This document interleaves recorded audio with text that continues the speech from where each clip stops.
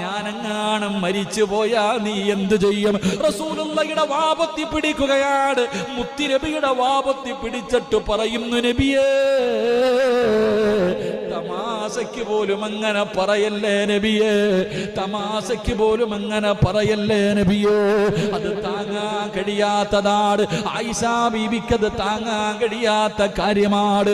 എന്റെ പ്രിയമുള്ളവരെ, പ്രവാചകന് സൂചനകൾ കൊടുത്തു തുടങ്ങി. അല്ലാഹുവിന്റെ റസൂലിന് പനി പിടിച്ചു. രോഗങ്ങൾ അല്ലാഹുവേ ഓരോ ദിവസം കഴിയുമ്പോഴും രോഗം കൂടുകയാണ്. അല്ലാഹുവിന്റെ പ്രവാചകൻ ജന്നത്തുൽ മുഅല്ലയിലേക്ക് കടന്നുപോയി. കുടുംബക്കാരോട് മുഴുവനും പോയി യാത്ര പറഞ്ഞു. എല്ലാവരോട് സലാം പറഞ്ഞു. അല്ലാഹുവിന്റെ പ്രവാചകന് തിരിച്ചു വന്നു. ജന്നത്തുൽ ബഖീയിലേക്ക് കടന്നുപോയി. എല്ലാവരോടും യാത്ര പറഞ്ഞു.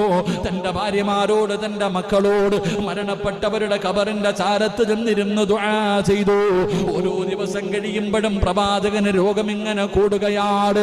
പടച്ച റബ്ബേ, അല്ലാഹുവിന്റെ പ്രവാചകന് രോഗം ഇങ്ങനെ കൂടാൻ തുടങ്ങി. പല സൂചനകളും, മരണത്തിന്റെ സൂചനകൾ അല്ലാഹുവിന്റെ റസൂല് കൊടുക്കാൻ തുടങ്ങി.